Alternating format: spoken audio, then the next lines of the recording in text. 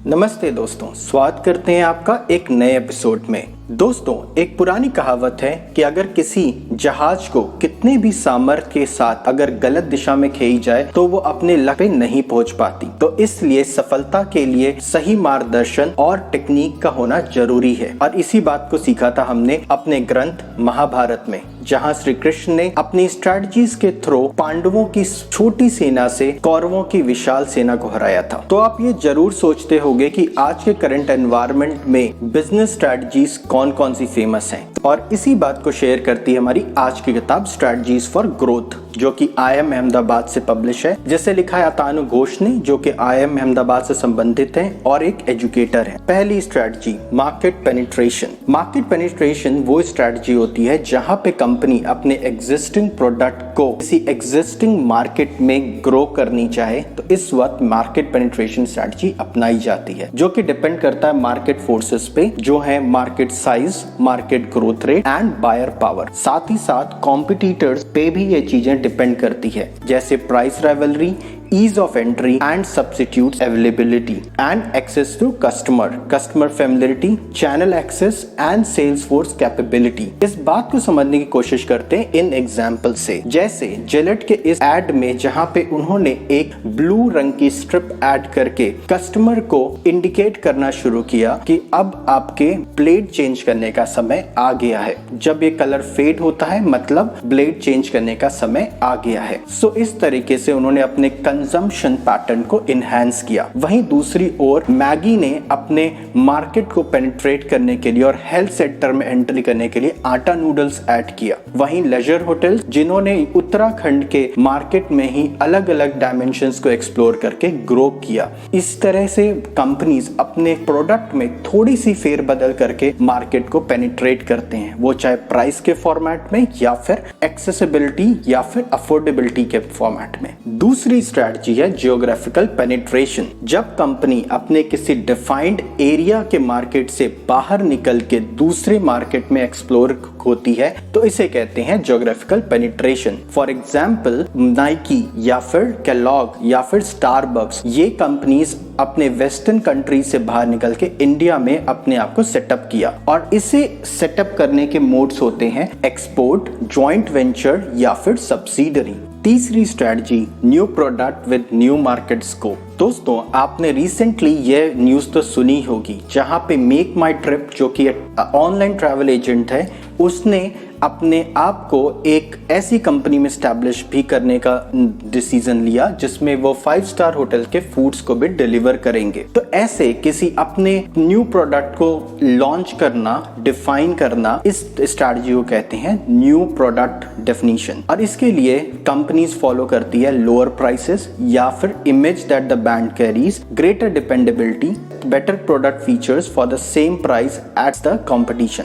इसका एक एग्जांपल आपने ये भी देखा होगा जहां टाटा मोटर्स, जो कि एक बड़ी वाहन बनाने वाली कंपनी ने टाटा नैनो जैसी लखटकिया कार एक न्यू प्राइस सेगमेंट में लॉन्च करके अपनी कंपनी की अफोर्डेबिलिटी और कस्टमर रीचेबिलिटी को इनहैंस किया। इसी को कहते हैं न्यू प्रोडक्ट डेवलपमेंट स्ट्रैटेजी। चौथी strategy, vertical integration strategy. Vertical integration strategy किसी सिस्टम के वैल्यू चेन से रिलेटेड है। जब हम अपने सप्लायर, बायर या फिर डिस्ट्रीब्यूटर को अपनी इसी चेन में ऐड करके प्रोडक्ट की डेवलपमेंट करते हैं तो इसे कहते हैं वर्टिकल इंटीग्रेशन स्ट्रैटेजी। ये कई तरह से हो सकती है, जैसे बैकवर्ड वर्टिकल इंटीग्रेशन। जैसे होटल के केस में आप अपने यहाँ लॉन्ड्री स्टैब्लिश करके जो फ्रेश लिनन और गेस्ट की लॉन्ड्री सर्विसेज को स्पीड अप कर सकते हैं तथा एडिशनल एक्सपेंसेस से बच सकते हैं, इसे कहते हैं बैकवर्ड इंटीग्रेशन। वहीं फॉरवर्ड वर्टिकल इंटीग्रेशन स्ट्रैटेजी, जब कंपनी अपने मैन्युफैक्चर से लेकर के डिस्ट्रीब्यूशन तक के चैनल्स को इंटीग्रेट करती है। फॉर एग्जांपल डी बियर्स, जो कि एक माइनिंग कंपनी थी, उसने ज्वेलरी मैन्युफैक्चरिंग में एंटर करके डायमंड मार्केट में एक जाना पहचाना नाम बनाया और अपने डिस्ट्रीब्यूशन चैनल्स को भी, अपने मैन्युफैक्चरिंग चैनल चैनल में इंटीग्रेट किया। पांचवी स्ट्रैटेजी है डिस्ट्रप्टिव इनोवेशन स्ट्रैटेजी। ये स्ट्रैटेजी वो कंपनीज ऑप्ट करती हैं जो अपने लिए एक नया पैराडिगम या फिर एक नया rule for the game establish करती है, और ये एक तरह का रिवोल्यूशनरी स्टेप होता है कंपनी के लिए। जैसे आईपॉड का लॉन्च, या फिर नेटफ्लिक्स जो कि टीवी एंटरटेनमेंट को चेंज कर दिया, या फिर स्मार्टफोन या स्मार्ट कैमरास जो कि पुराने कैमरा टेक्निक्स को चेंज करके एक ऐसा इनोवेशन रिवॉल्यूशनाइज हुआ कि पुरानी स्ट्रैटेजी ही ऑब्सोलीट हो गई। तो इस तरह की स्ट्रैटेजी कहते हैं डिस्ट्रप्टिव इनोवेशन स्ट्रैटेजी। आगे बढ़ते हैं हमारी छठी स्ट्रैटेजी जो कि है डाइवर्सिफिकेशन। डाइवर्सिफिकेशन वो स्ट्रैटेजी होती है जब कंपनी अपने आप को अपने सेट मार्केट्स के अलावा कई और मार्केट सेगमेंट्स में एक्सप्लोर करती है। फॉर एग्जाम्पल टाटा सन्स अपने कोर बिजनेस आयरन, स्टील और मोटर्स मैन्युफैक्चरिंग के साथ साथ हॉस्पिटैलिटी, एफएमसीजी जैसे सेक्टर्स में अपने आप को एक्सप्लोर किया। या फिर माइक्रोसॉफ्ट अपने सॉफ्टवेयर के कोर बिजनेस के साथ ही साथ लिंक्डइन के एक्विजिशन से अपने आप को सोशल नेटवर्क या प्रोफेशनल नेटवर्किंग के सेक्टर में भी एक्सप्लोर कर रही है। सातवीं स्ट्रेटजी है स्ट्रेटेजिक अलायंसेस।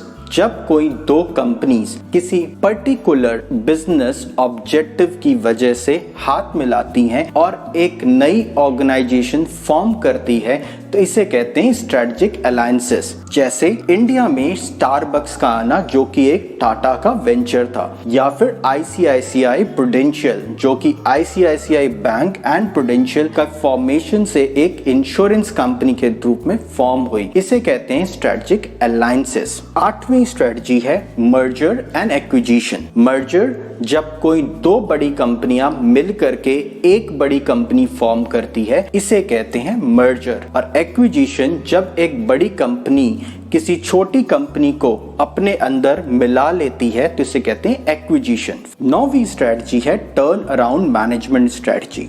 ये स्ट्रैटेजी कंपनीज तब फॉलो करती हैं जब किसी वजह से कंपनी के शाख पे या फिर कंपनी के शेयर्स पे इम्पैक्ट पड़ रहा होता है और कोई बड़े डिसीजन लेने की जरूरत होती है, जिसमें 180 डिग्री फॉर्मेट में कंपनी के बिजनेस मॉडल की रीस्ट्रक्चरिंग करना या फिर टॉप मैनेजमेंट को में फेरबदल करना, कंपनी के ऑर्गेनाइजेशनल स्ट्रक्चर या फाइनेंशियल ऑपरेशनल कंट्रोल में फेरबदल करना जैसी चीजें आती हैं। फॉर एग्जाम्पल टाटा सन्स के चेयरमैन के पद से साइरस मिस्त्री का अचानक अलविदा होना और रतन टाटा का वापस आना, इसके पीछे जो भी बात हो, लेकिन कंपनी अपनी साख को बचाने के लिए कभी कभी ऐसे बड़ी चेंजेस करती है और इसे कहते हैं टर्न अराउंड मैनेजमेंट स्ट्रेटजी। तो फिर ये तो बात हुई स्ट्रेटजीज की, लेकिन what are the triggers for a company कि कब उन्हें यह स्ट्रेटजीज इंप्लीमेंट करनी है? तो वो है poor customer expectations management, early exit from established business,